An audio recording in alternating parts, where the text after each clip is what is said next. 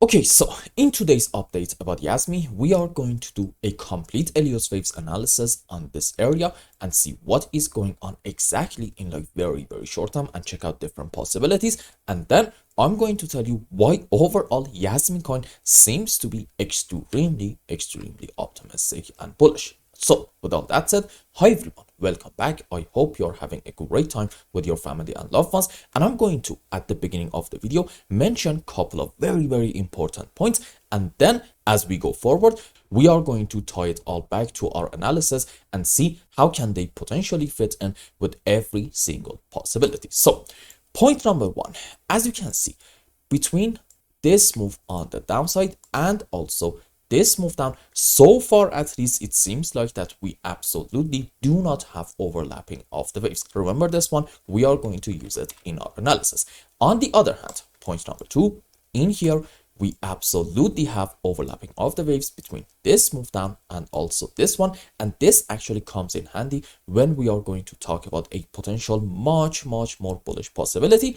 And here is point number three. So far, we are having a three-wave movement. So let's just go through what we said one by one and see how they fit in our analysis. So point number one, we do not have overlapping of the waves between this move and also this one. And why is this so important? Because in terms of Elliott waves, if you want to say that we're going to have our final low around here, maybe this is like a very important support, then okay, you need to be able to find off of the lowest low in this region a 5-wave up. This specific example is an impulse. Rules for it are we should not have overlapping of the waves between wave 2 and 4. You can already see why the points that we talked about earlier is so important. And also in any kind of 5-wave, wave 3 is simply not allowed to be the smallest wave. Okay, this is a big no in Elliott waves. And in terms of the sub waves, you know the deal.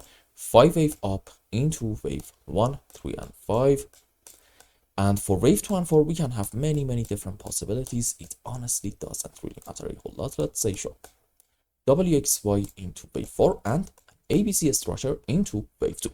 Now let's go on the live chart and count some waves. So because it seems like that we are having a very strong impulse off of the lowest low in here, about 1 cent, and this is a correction structure, most likely I'm going to say in form of an ABC, maybe even a WXY, not really that important, followed by yet another clear-cut 5-wave on the upside, and then I'm gonna guess this is a correction structure.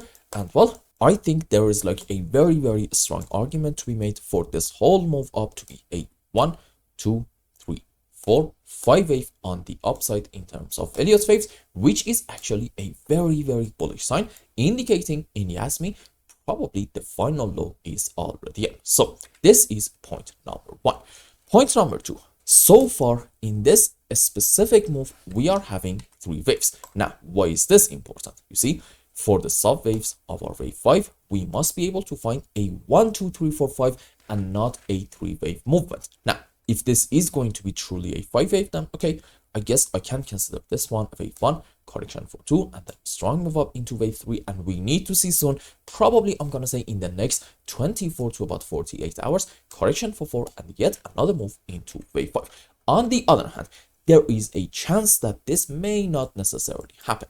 Instead, I believe we may end up having something called either a running flat or maybe an expanded flat, which looks like this. This is our initial move down into a correction for wave B, which in it we are going to take this initial high and then another move on the downside into wave C. Now, whenever for your C leg you are not going to see the low of our wave A getting taken, then okay, the pattern is called a running flat. On the other hand, if we do end up taking the lows in here, this is called an expanded flat, and nonetheless the sub waves are absolutely the same.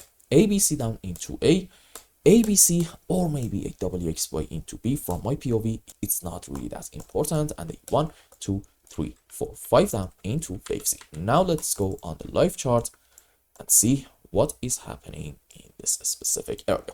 Let's just delete the waves. Okay, so if this is going to be a 3-wave movement, okay, I can tell you this is an A, correction for wave B, and another move on the upside into wave C, and this I guess can be like maybe a 1, 2, 3, 4, 5 wave down into A, correction for wave B, another move down into our C leg, and for wave B, I'm guessing we can have like an A, B, C, D, E, a triangle structure.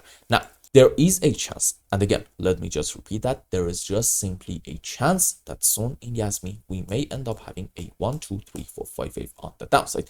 At that point, I need you to be calm for a couple of very, very important reasons. Number one, even in case that we get a rather strong 5 wave down, okay, you can still consider the possibility of having an A, B, C flattening here.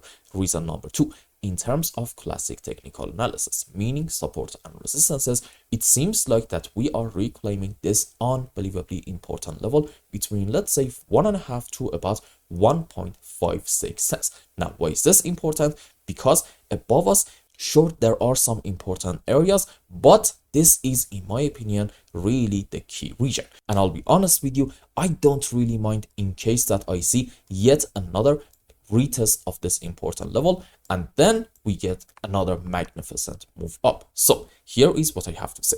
As long as we are staying above this very important area, I think in JasmyCoin there isn't really a whole lot to be worried about, and odds are we are absolutely good to go up. So again, if we see a rather strong move down in the short term, do not worry, that's probably going to be just part of the bullish process. And the final point, we said we absolutely have overlapping of the waves between this move and also this one on the downside. And why is this so important?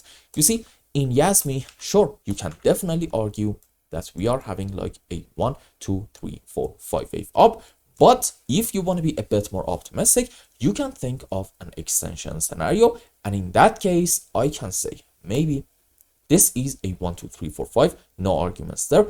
But on a higher degree, instead of being into a wave 3, it might be just into a wave 1, followed by a correction for wave 2, and what's next? Massive move up into wave 3, 4, 5. And at that point, our move up is not going to be over. No, believe me. Why? Because according to this possibility, this white 5 wave is actually going to be into a larger degree wave 3.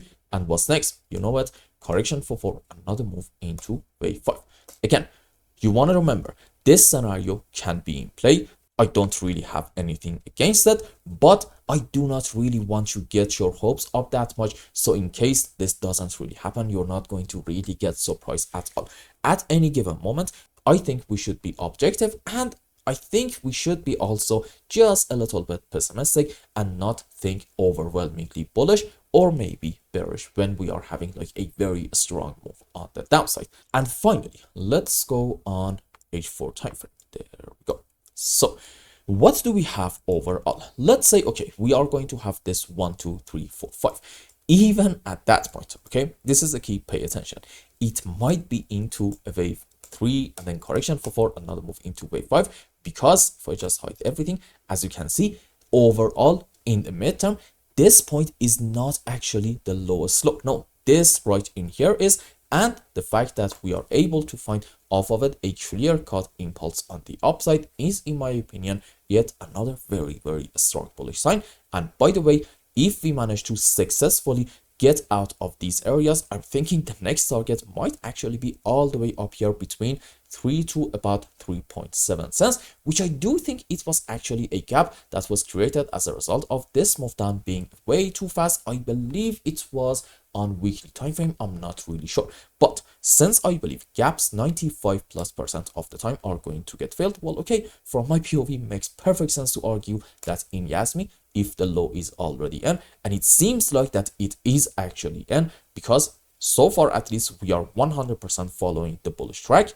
then okay, if we're going to get a move up, one very, very likely target, and in this example, I'm thinking probably the bare minimum target is going to be filling this gap, and hopefully after it, we are going to go much, much higher, and we are going to finally take the mid to long term high right in here about the 6 cents area.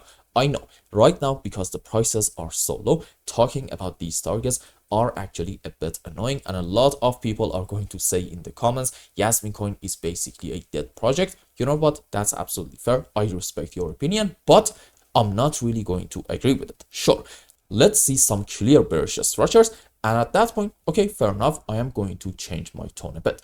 But as long as I'm seeing beautiful waves like this, I am going to remain optimistic as long as I'm not proven otherwise. And I hope I explained everything well and you understood what is going on in Jasmy. Anyway, if you found any value in my content, I would really appreciate if you like this video and consider subscribing to my channel and follow me on Twitter. And if you want more, maybe you want a complete analysis for your own specific crypto, or maybe you want to learn some decent TA in order to be able to make good money in the markets, you can become a member and ask me anything you want. And until the next update, I hope you have a wonderful time. Goodbye.